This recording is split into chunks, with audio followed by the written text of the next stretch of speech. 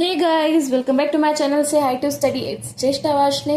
Guys, इस video में हम लोग modern theory of international trade का पार्ट 2 कवर करेंगे, यानी कि इन डिटेल और अच्छे से समझेंगे, साथ ही साथ इसको क्रिटिसाइज भी करेंगे, क्राइटेरियाज भी समझेंगे।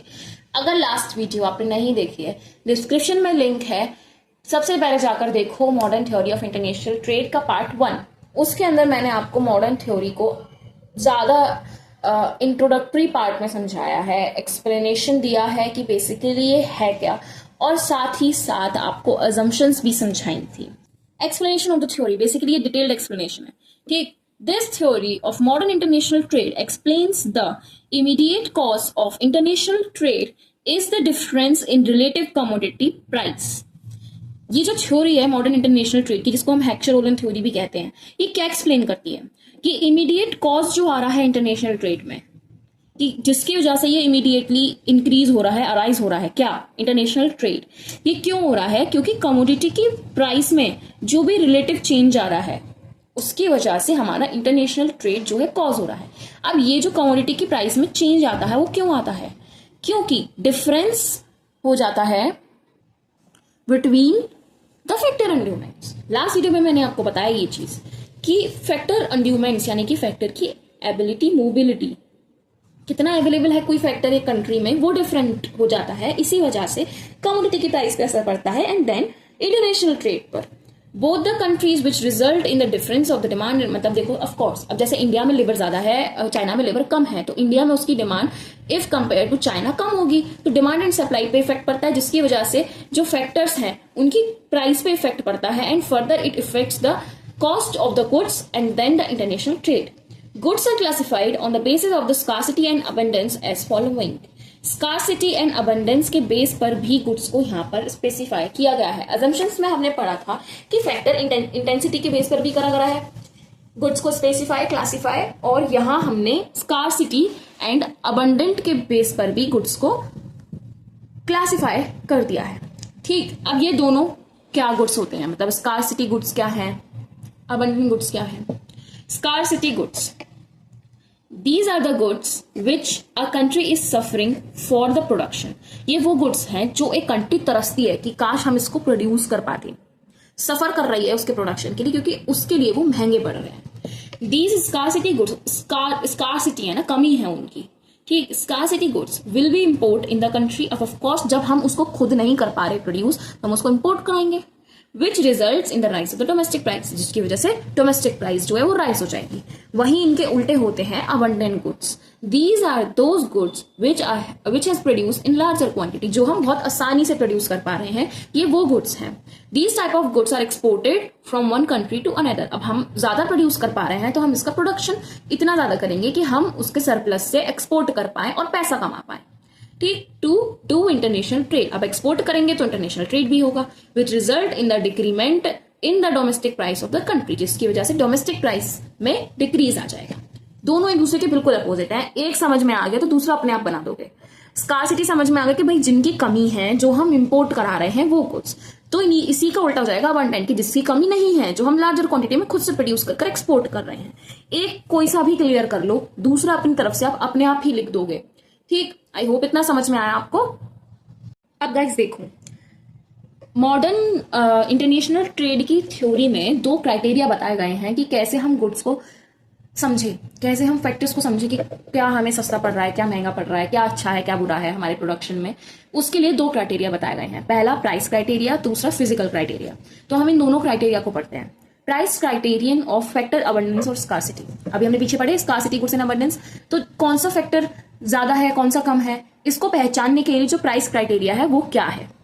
If a country has capital at cheap level, कोई एक कंट्री है उसके पास फैक्टर है एक कैपिटल, वो चीप लेवल पर है, मतलब सस्ते में उसको कैपिटल मिल रही है, and labour at dear price, but labour जो है वो महंगी है, ठीक है। Even if the quantity of the capital is less, it will be show that the country is capital abundant country.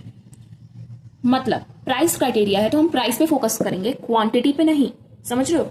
देखो, लेबर एंड कैपिटल, अगर एक कंट्री में, या हमने बात करी है कि कैपिटल चीप है, एक कंट्री में कैपिटल चीप है और लेबर डियर है यानी कि एक्सपेंसिव है, तो भले ही लेबर उनके पास ज्यादा हो, क्वांटिटी की अगर हम बात करें तो भले ही लेबर उनके पास ज्यादा हो और कैपिटल उनके पास कम हो, स्टिल क्योंकि कैपिटल चीप है उसकी प्राइस कम है, वो कैपिटल इंटेंसिव कंट्री कहलाएगी।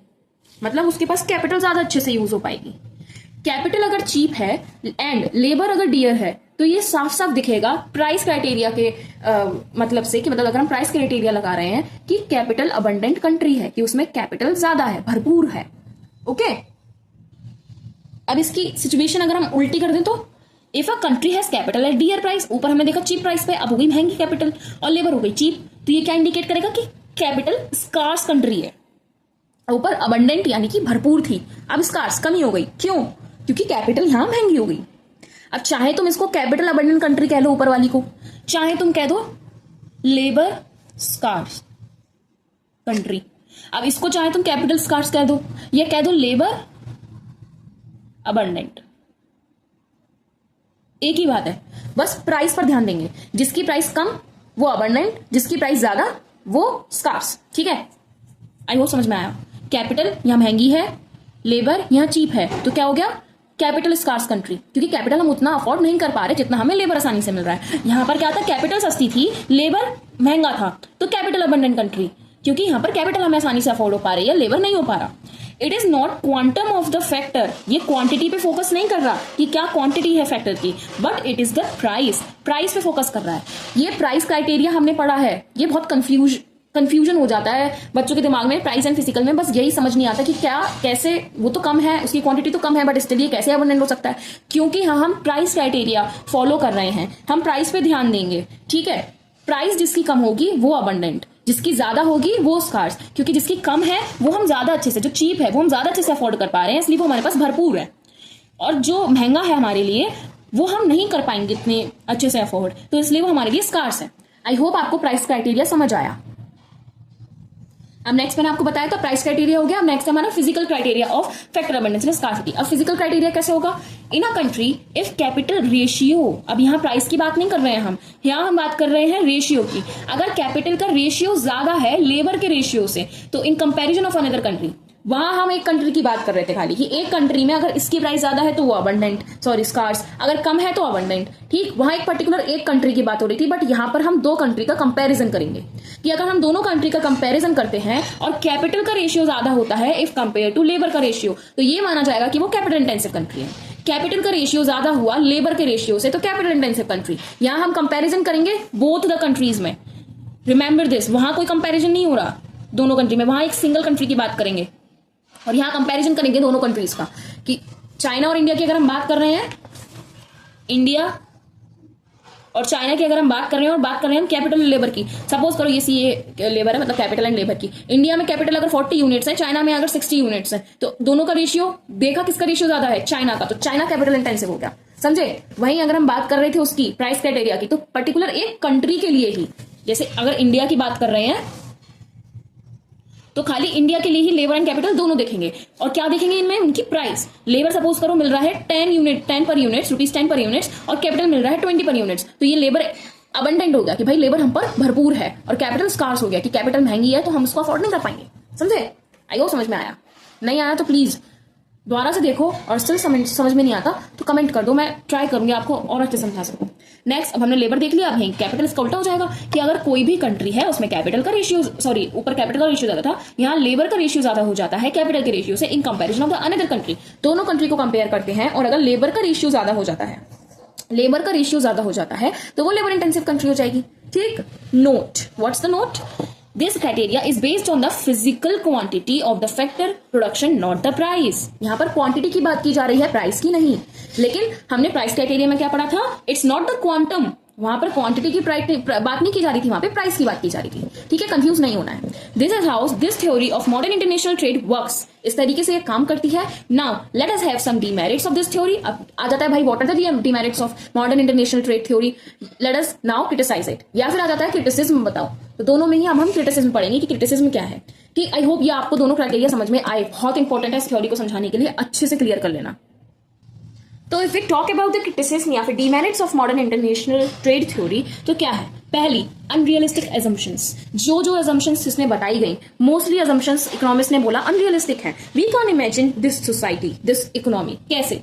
2x2x2 मॉडल कि भाई 2 कंट्री होंगी, 2 गुड्स होंगे और 2 ही कंट्री, मतलब 2 ही सेम प्राइस होगा, प्रोडक्शन फंक्शन सब सेम होगा और ट्रांसपोर्टेशन कॉस्ट नहीं रहेगी, मार्केट परफेक्ट कंपटीशन पे रहेगा, फुल एम्प्लॉयमेंट रहेगा। Of course these are unrealistic. कोई कैसे कह सकता है कि सिर्फ 2 ही कंट्री पार्टिसिपेट कर रही है इंटरनेशनल ट्रेड में और वो दोनों कंट्री खाली 2 ही गुड प्रोड्यूस कर रहे हैं? It's not possible. तो ये अनरियलिस्टिक बताया गया कि ये सिर्फ इमेजिनरी है, कुछ रियलिस्टिक इसमें बात है नहीं। दूसरा, लियोन्टिफ्स पैराडॉक्स। लियोन्टिफ्स पैराडॉक्स बेसिकली लियोन्टिफ्स एक इकोनॉमिस्ट है। उन्होंने क्या कहा कि लियोन्टिफ्स क्रिटिसाइजेस, उन्होंने ये क्रिटिसाइज किया कि capital intensive countries are importing capital intensive goods and exporting labour intensive goods which indicates that the physical criteria of the factor scarcity and abundance is wrong.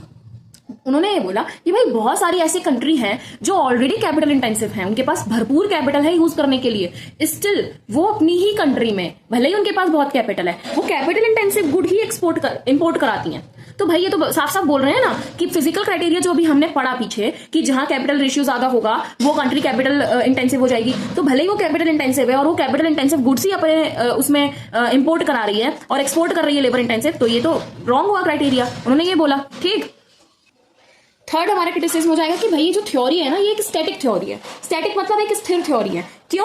क्योंकि ये थ्योरी वो पोजीशन बताती है factors की जो कि एक गिवन पॉइंट पर मेजर कर दी गई।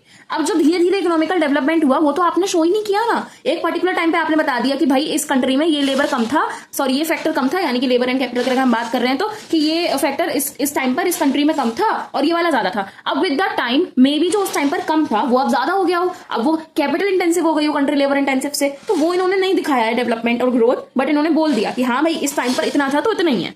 ठीक, तो ये एक स्टैटिक थ्योरी बताई गई। नेक्स्ट हमारी क्रिटिसिज्म हो जाएगी कि पार्शियल इक्विलिब्रियम एनालिसिस। ऐसा बोला गया कि ये जो थ्योरी है ना ये एक पार्शियल थ्योरी थी, इक्विलिब्रियम नहीं था, इक्वलिटी नहीं मिली। हार्बलर एक इकोनॉमिस्ट है, इन्होंने ये बोला कि this theory failed to develop a comprehensive general equilibrium system. एक जनरल इक्विलिब्रियम सिस्टम नहीं दे पाई ये थ्योरी, ये पार्शियल बनकर रहेगी। नेक्स्ट हो जाएगा फैक्टर्स आर नॉट होमोजीनियस। जबकि ये चीज तो एजम्पशन में भी थी ना, ये एक एजम्पशन भी थी कि जितने भी फैक्टर्स रहेंगे सारे गुड्स के लिए, सारे गुड्स के प्रोडक्शन के लिए वो होमोजीनियस रहेंगे, बट ये एजम्पशन जो होमोजिनिटी की मानी गई उसको भी अनरियलिस्टिक बताया गया। Even the factors are not homogeneous within the country, ये तक बोल दिया गया कि भाई विद इन द कंट्री में भी होमोजीनियस नहीं होते। अब मैं इसका एक एग्जाम्पल देती हूँ आपको। सपोज करो हम इंडिया की बात करते हैं, हम इंडिया में कई सारे स्टेट्स हैं, हम 2 स्टेट ले लेते हैं, यूपी एंड हम ले लेते हैं असम। ठीक, अब मुझे ये बताओ कि लेबर ज्यादा कहाँ मिलेगा? ऑफकोर्स यूपी में। हम आसाम नहीं लेते, हम लेते हैं सिक्किम। यहां पॉपुलेशन लोवेस्ट है, यहां हाईएस्ट है, लेबर ज्यादा यहां मिलेगा भाई। इवन तो मैं तो कहूंगी मशीनरी भी सबसे ज्यादा यहीं मिलेगी, ये तो बहुत छोटा है ना क्योंकि। तो इवन द कंट्री, खुद की एक कंट्री में भी जो है होमोजिनिटी नहीं है फैक्टर्स की, तो हम कैसे कह सकते हैं कि जो भी फैक्टर्स होंगे वो with in the 2 countries homogeneous रहेंगे? तो ये जो अजम्पशन थी वो भी अनरियलिस्टिक बताई गई। ठीक, नेक्स्ट हो जाएगा हमारा production techniques are not homogeneous. उन्होंने ये भी बोला था कि भाई चाहे दोनों कंट्रीज या तो लेबर इंटेंसिव रहेंगी या कैपिटल इंटेंसिव रहेंगी, बट होमोजीनियस। बट ये भी अनरियलिस्टिक ही है। अब किसी पे कैपिटल नहीं है तो वो कहां से कैपिटल यूज कर लेगा? किसी पे लेबर नहीं है तो वो कहां से लेबर यूज करेगा? As one country has capital more than the other, more on the other hand, sorry, मतलब एक कंट्री के पास कैपिटल ज्यादा है, on the other hand another country has labour more. एक के पास कैपिटल ज्यादा है, एक के पास लेबर ज्यादा है, प्रोडक्शन सेम प्रोडक्ट का करने के लिए। समझ रहे हो? जैसे इंडिया के एग्रीकल्चर की बात करूं मैं तो यहाँ लेबर ज्यादा यूज किया जाता है। एग्रीकल्चर क्या चाइना में नहीं हो रहा है, बट वहां लेबर ज्यादा यूज नहीं किया जा रहा, वहां कैपिटल यूज की जा रही है। तो यही यहाँ कहा जा रहा है कि भाई एक पे कैपिटल ज्यादा है, एक पे लेबर ज्यादा है, तो टेक्निक सेम कैसे हो सकती है? नहीं हो सकती। तो ये भी अनरियलिस्टिक माना गया। 7th, no constant test. यहां बोला गया कि भाई जो भी टेस्ट एंड प्रेफरेंस रहेंगी वो आइडेंटिकल रहेंगी। नो, सब ह्यूमन बींग्स अलग है, सबकी वांट्स अलग है, सबके टेस्ट अलग है। अगर मैं आपकी और मेरी ही बात करूं तो मुझे अगर स्पाइसी पसंद है तो इट डजंट मीन कि आपको भी स्पाइसी पसंद होगा, या आपको अगर स्वीट पसंद है तो इट डजंट मीन कि मुझे भी स्वीट पसंद होगा। समझ रहे बात को? तो ऑफ कोर्स ये भी अनरियलिस्टिक माना गया कि ये थ्योरी में बोला गया था कि जो भी कंज्यूमर के टेस्ट होंगे वो आइडेंटिकल होंगे, but it's not real. Unrealistic माना गया। दे नेवर बी कांस्टेंट नहीं हो सकते, विद इन द कंट्री में ही नहीं होते, है ना, विद इन द कंट्री में ही नहीं होते। अब जैसे हम बात करें नॉर्थ ईस्टर्न पार्ट की, यूपी बिहार, यहाँ पर तो बहुत मिर्चीदार खाना सब लोग खाते हैं मस्त, बट वहीं अगर मैं आसाम वगैरह की बात करूं वहां लोग स्पाइसेस कम खाते हैं। वहां का ज्योग्राफिकल कंडीशन ही ऐसी है कि वो लोग नहीं खाते इतना। तो विद इन द कंट्री ही अगर कंज्यूमर्स के टेस्ट कांस्टेंट नहीं है तो विद इन द 2 कंट्रीज कैसे होंगे, है ना? It's impossible. Last but not the least, existence of free trade. Free trade कैसे? सरकार कहां से पैसा कमाएगी भाई? It is impossible to, as most of the countries put restrictions and charge custom and duties on the borders. अब India है, India के बॉर्डर पर अगर कोई गुड आ रहा है, मतलब हमारे कंट्री में इंपोर्ट हो रहा है या एक्सपोर्ट हो रहा है, तो क्या ड्यूटीज एंड कस्टम्स नहीं लगते? लगते हैं, ऑफकोर्स लगेंगे। गवर्नमेंट कहां से पैसा कमाएगी? कहां से वो अपना टैक्सों से तो कमा रही है। समझ रहे हो बात को? तो ये भी अनरियलिस्टिक बताई गई। एंड दैट्स इट, क्रिटिसिज्म हमारा इतना ही है। एंड आई होप आपको सब कुछ समझ में आया। कुछ भी अगर समझ नहीं आया कमेंट कर दो, मैं ट्राई करूंगी सब कुछ क्लियर करने का। एंड इस वीडियो में हम लोगों ने modern theory of international trade को भी कवर कर लिया है with examples, criteria, criticism, assumptions, explanation, everything. कहीं पे भी कुछ भी डाउट है समझ लेना, मैं आपको और अच्छे तरीके से समझा दूंगी, आप कमेंट कर देना। एंड अगर पहले वाली वीडियो नहीं देखी है, part 1 of the modern theory of international trade, वो आपको प्लेलिस्ट में मिल जाएगी विच इज इन डिस्क्रिप्शन।